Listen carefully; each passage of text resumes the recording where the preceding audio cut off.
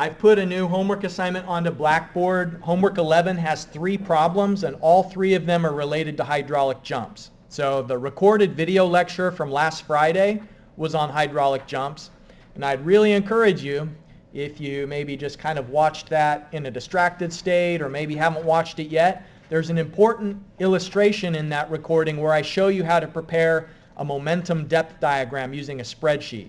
And the second homework problem of the 3, on homework 11, you have to create a momentum depth diagram using Excel. So I won't go through that again today, setting up a momentum depth diagram on Excel, but the video is there from Friday's class, and you'll need to do that for the homework assignment. One other announcement is because of the Virginia's conference that's going to be held on Friday of next week, our class that day will be online. And so I'm hoping that that'll make it easier for you to participate, or at the very least just to observe the festivities that are happening that day at the Virginia's conference. Any announcement questions before we continue talking about hydraulic jumps? All right, this is chapter 13 in the book. I think it's really a good habit to look through the textbook and kind of review the way that that author describes this information and material. It's concise, and I think would help to retain some of the concepts. So just to review what was talked about in that recorded lecture on Friday, a hydraulic jump is formed when water is flowing for some reason at supercritical conditions, but on a mild slope. So this is illustrating water flowing down a spillway. In this particular illustration, the way that the water became supercritical is it was a steep slope. Steep and mild are technical definitions. Steep means a slope that will cause supercritical flow. Mild means a slope that will cause subcritical flow. So what we have is water flowing down some steep channel, and it's picking up speed, it's moving very fast, and then suddenly the water finds itself on a much shallower, mild slope. So it's kind of a dichotomy, because water shouldn't be flowing at supercritical conditions on a mild slope. So it's kind of like a fish out of water, or just something that shouldn't happen is happening, which is supercritical flow on a mild slope. And so at first, as the water is just gradually decelerating, its water depth is increasing slowly in this first section, but then it goes through a rapid transition. It's called rapidly varying flow, and that's the hydraulic jump that you can see with your eyes, where the reason why it goes through that rapid transition is it came to some certain depth that triggered it. It came to a depth that is the sequent of the downstream depth. And so there's 2 simultaneous things happening. Like this channel, the mild one, it is going to support some normal depth under steady uniform conditions. And so there's a depth that the water should be flowing, usually. And so that's the downstream depth. And then there was this shallow depth, which was supercritical, that was gradually increasing. And it came to a point where it was the conjugate of the downstream depth. And it goes through this rapid transition because there can't be a smooth, gradual transition between 2 conjugate depths. So we'll refer back to the momentum depth diagram and illustrate that today, but that's kind of the background of what's happening and why. Anytime you have supercritical flow on a mild slope, and that could be because of a spillway, it could be because of an underflow gate, where water is moving at a very high velocity because of the pressure behind the gate. There's a variety of things that can cause this, but supercritical flow shouldn't exist on a mild slope, and so it's going to go through a hydraulic jump in between the transition. So here's the momentum depth diagram. And remember from Friday, there was some pretty detailed information about how to draw one of these, but it's a graphical representation of 2 terms being added together, each of which is related to momentum. So it's the flow rate divided by the gravitational constant multiplied by the cross-sectional area So for some channel width and some flow depth and flow rate, there's going to be a certain amount of momentum that's associated with its channel geometry. And then this second term is related to the depth to the centroid, h bar. Let me just draw a sketch on the board here. If we have a rectangular channel, it's pretty easy to calculate the centroid. So here's the water. It's a free surface. If we're going down, the centroid of a rectangle is just at half the depth. It's a little bit trickier if we have a trapezoidal channel, though, because in the case of a trapezoidal channel, the centroid isn't going to just be at the midpoint halfway down. The center of area is going to be closer to the top because of this edge zone. And so a little bit later, I'm going to show you a formula for how you can find the depth of the centroid in a trapezoidal channel. But in a momentum depth diagram, now you can see here in red, I'm reminding you that even though it has a similar shape to a specific energy diagram, it's not the same thing as a specific energy diagram. And the shape actually isn't the same, because a specific energy diagram will eventually come to a line on the top, whereas this remains as a curve. But the one thing that they do share in common is that the furthest point to the left of the momentum depth diagram is associated with the critical depth. So they both share that characteristic. And of course, if there's a minimum point here in terms of the specific energy, the momentum, then that is the one that's associated with the critical depth. So for a certain amount of momentum, there's two different depths that have the same amount of momentum. They don't have the same amount of energy, but they do share the amount of momentum. Okay, now here is a formula for calculating the unknown downstream depth after a hydraulic jump in terms of the given upstream depth, y1, and then also the Froude number at 1. And on the equation packet that I've given you, there's an alternate formula that's presented. I think it was also in the lecture on Friday, where we can express it in terms of the critical depth instead. Let me write that on the board just so you've got it. So y2 divided by y1 can be in terms of the Froude number, or it can be in terms of the critical depth.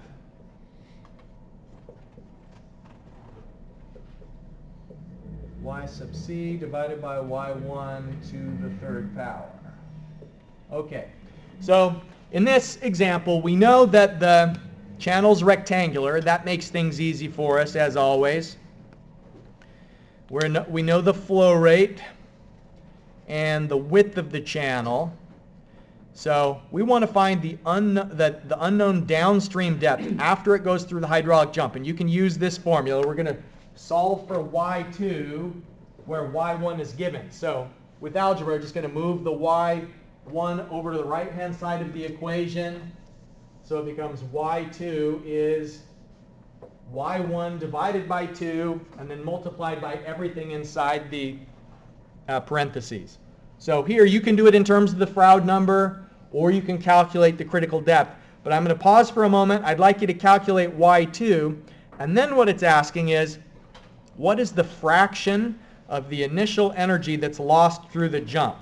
So this formula for delta E tells you the change in energy, but for the fraction of the energy that's lost, what that means is we want to know the initial energy that was there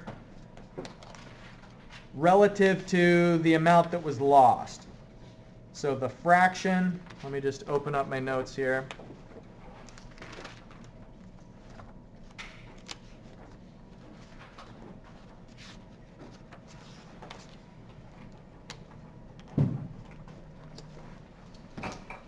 For the second part of it, you're going to need to calculate delta E and E1, and then the fraction is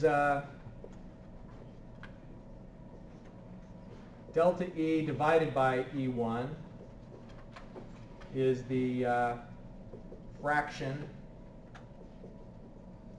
of initial energy that's lost.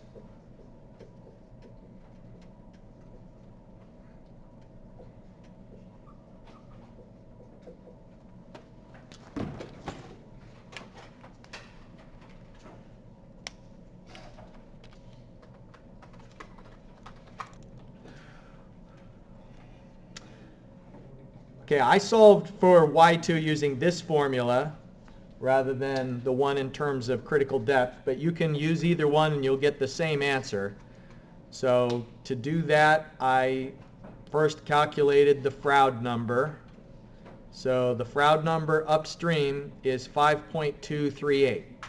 Now if you calculate the Froude number and you get anything less than 1, there may be an issue, because by definition a hydraulic jump problem is going to have supercritical flow upstream. So we're looking for some Froude number above 1 in order for this to be a hydraulic jump problem. So I also calculated the Froude number just to verify using the full version of it. This is only applicable to a rectangular channel, which it is, but just to illustrate that the Froude number is the same if we just use the full version of the Froude number equation, 5.238. So now putting that into the formula for y2, what we're looking for is that the downstream depth is going to jump up to 5.956 meters. Now, is the Froude number more accurate than the y sub c over y1? No, not necessarily. Because I got 5.94. It's probably just because you rounded off differently for the YC, to a different number of digits. They're both exactly the same in terms of their accuracy. So we get some downstream depth, and did anybody calculate what was the critical depth for this channel? 2.59. 2.5. So upstream, the depth was 0.86, which would make it supercritical upstream at 1. Downstream, our new depth of 5.956 is subcritical. So it's making that transition that we'd expect to see for a hydraulic jump, from super to sub. Okay, so the second part of the example is asking what's the fraction of the initial energy that's lost through the jump. So first of all, this formula will tell us how much energy is lost through the jump. And just to illustrate that, if we calculate, there's going to be 6.456 meters of energy lost in the jump. And that's a lot. In fact, part of the reason why hydraulic jumps are intentionally put in certain places is it helps to dissipate energy. It can be an effective tool for limiting scour downstream if you force a hydraulic jump in a location where you've got concrete cladding and you've somehow armored the channel so that it doesn't do a lot of scour damage. And then after the hydraulic jump, where a lot of energy's been dissipated, then the flow is less destructive. So we're going to lose 6.456 meters of energy. How much was there initially? From the calculation of depth plus velocity head, I calculate that there was 12.66 meters of energy at 1 before the hydraulic jump. And so then the fraction of the initial energy that was lost is 51%, 0.51. The fraction of the energy lost to how much was there initially, it's losing about half of the energy through the hydraulic jump. So that's a first taste of the hydraulic jump calculations. Let me just very briefly point out on our equation sheet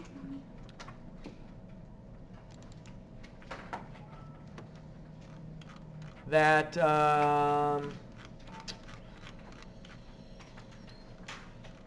here it is.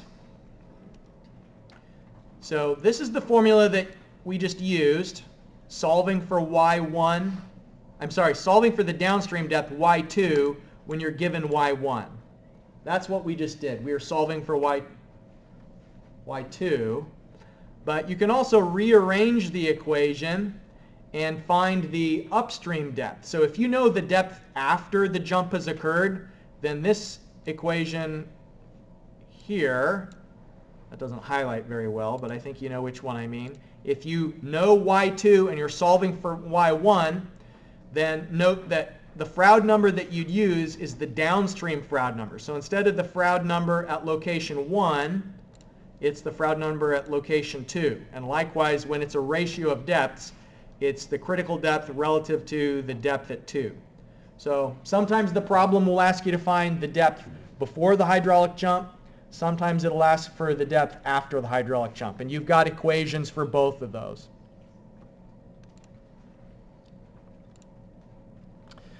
Okay, now I promised you that we would talk about depth to the centroid, because in order to calculate a momentum depth diagram for a trapezoidal channel, like you will on the homework assignment, for example, that momentum depth diagram you're going to make for the second problem on the homework, it's a trapezoidal channel. So you have to be able to calculate h bar in order to calculate the momentum function, because it's one of the terms in the momentum function. So how do you calculate the depth to the centroid if you've got a trapezoidal channel? Okay, so here is an equation that relates the distance from the bottom of the channel up towards the centroid. So the center of area moving from the bottom of the channel up. And so what we kind of want is we want the reverse of that. We want the distance from the top of the channel downward to the centroid. So for a trapezoidal channel, if we know both the top width, capital B, and the bottom width, lowercase b, then we can find the distance upward to the centroid by the depth of flow y, and then you can see this formula here, which is a combination of the top and bottom widths. So just as kind of an illustration of how to do that, if we had a channel with 1-to-1 side slopes, so 1 unit of vertical, 1 unit of horizontal on the sides, a bottom width of 3 meters, and the depth is 1 meter, then that tells you that the top width, capital B, should be 5 meters, because it's going to be this 3 meters plus 1 extra on the left and 1 extra on the right. So capital B is 5. So just as an illustration of how we would use that formula to calculate the distance from the surface downward to the centroid, the area here is 4 square meters, and so just substituting in this illustration, normally I'd let you calculate it, but there's some other things I want to show you. So 1 meter depth, y equals 1, capital B is 5, lowercase b is 3. Just substitute it into the formula, and we find that the distance from the bottom of the channel upward here is 0.54 meters. And that's what we'd expect. We'd expect it to be more than halfway up. Because remember what I told you is that when you've got a trapezoidal channel, that the center of area is above the halfway point for a trapezoidal channel, because there's more area on the sides as you go up. So if the overall distance is 1 meter, what this is saying from the bottom up is 0.54 meters, and therefore from the top down, the h bar is 1 meter minus that amount, so 0.4583 meters. So that's just maybe a formula that you're going to need, this one, for solving the second problem, which is to create a momentum depth diagram for a trapezoidal channel. Okay, now, besides wondering what is the depth going to be, the other questions that often get asked in relation to hydraulic jumps is where will they be? So where is a hydraulic jump going to form? And the location that it forms is partly due to the channel, and it's partly due to what's causing the hydraulic jump. So it's not like a one-factor question. It's a combination of effects that determines where the hydraulic jump forms in the channel.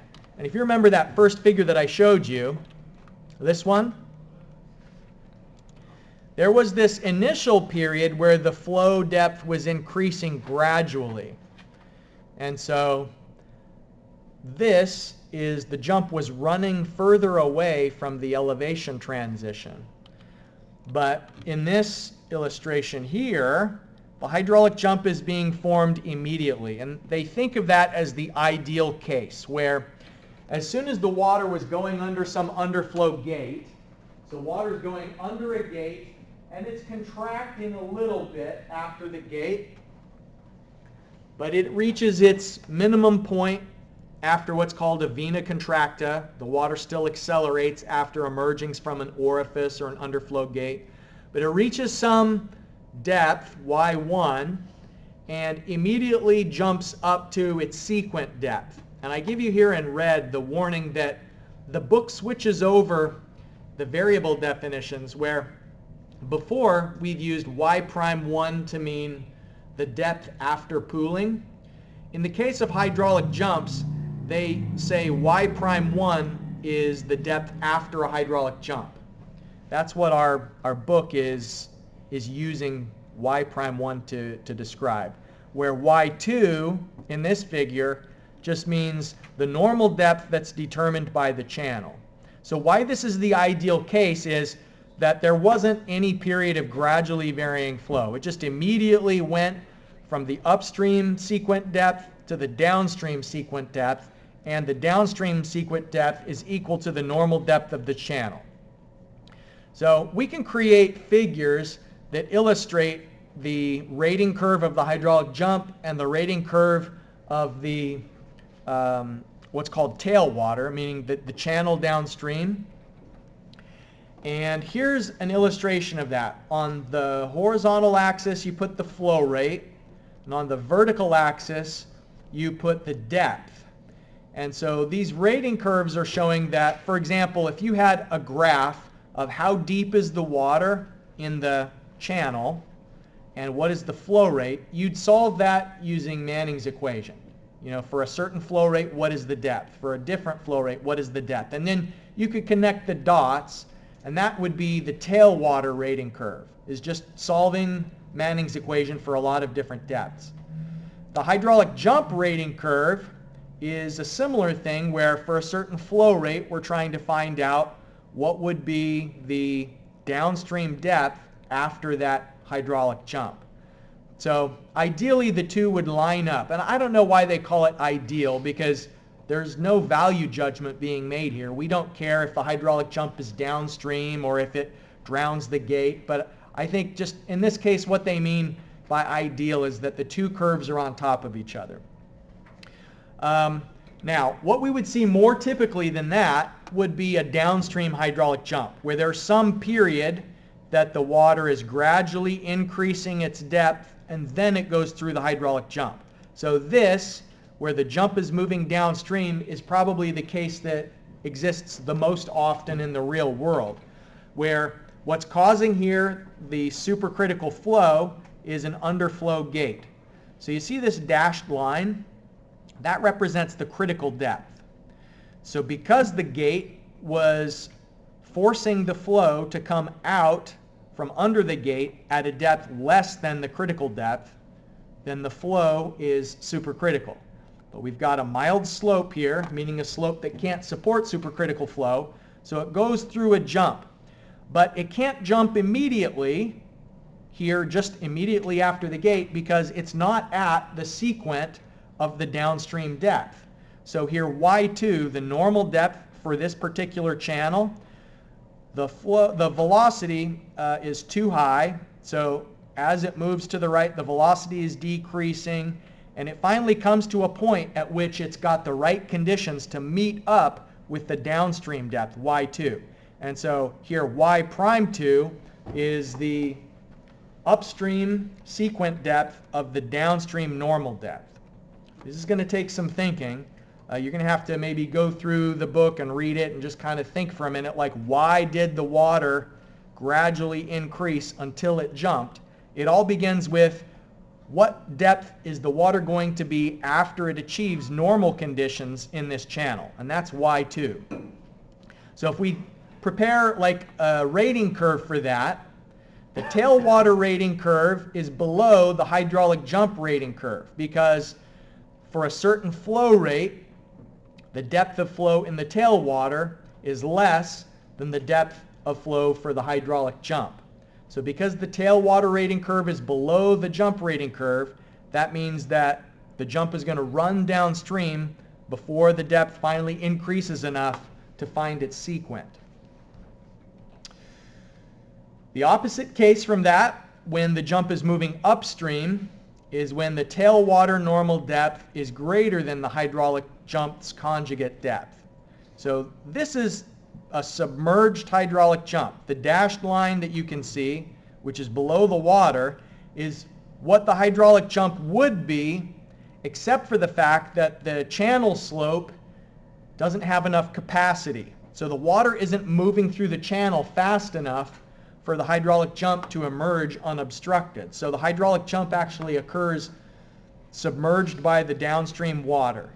And so the tailwater is the reverse of what we saw in the previous case. Here, the tailwater rating curve is above the hydraulic jump rating curve, meaning that for a certain flow rate, you have to have more depth in the downstream channel than you do in the hydraulic jump itself. So the hydraulic jump is submerged and you kind of wouldn't even see it. You just notice some ripples at the surface, and you wouldn't even have a visual indicator necessarily that there's a hydraulic jump occurring.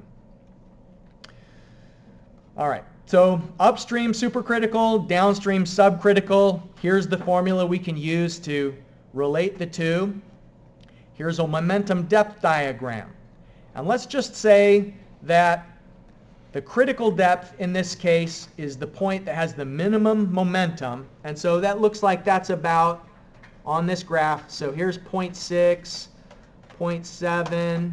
It's about 0.8 meters. So the way that you find the critical depth is just the furthest to the left and then follow it over. So our critical depth is about 0.8 meters.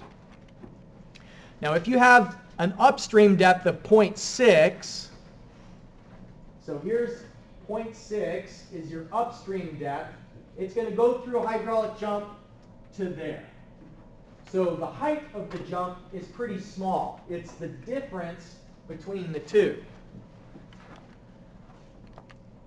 So this red line represents the height of a hydraulic jump if the upstream depth was 0.6. The downstream depth, it looks like, is going to be 1.05. That's the conjugate depth. We can either solve using this equation, or you can find the conjugate depth graphically. Now what about if the initial upstream depth was 0.3? Then the conjugate depth is going to be much larger. There's going to be a big hydraulic jump. It's going to go from this initial depth of 0.3, jumping all the way up to a depth of 0.6, 1.75. So the length of this line is the height of the hydraulic jump. The difference between the upstream and the downstream depth. So the point is that the more supercritical conditions are upstream, the larger the hydraulic jump is going to be. All right, we're out of time for today. We will leave it there. Remember that your next homework assignment is due on Friday. I've been working through the phase 2. I'll probably finish grading the pipe networks today. So if you have any questions about my comments on that, then please let me know. I have a question on the exam.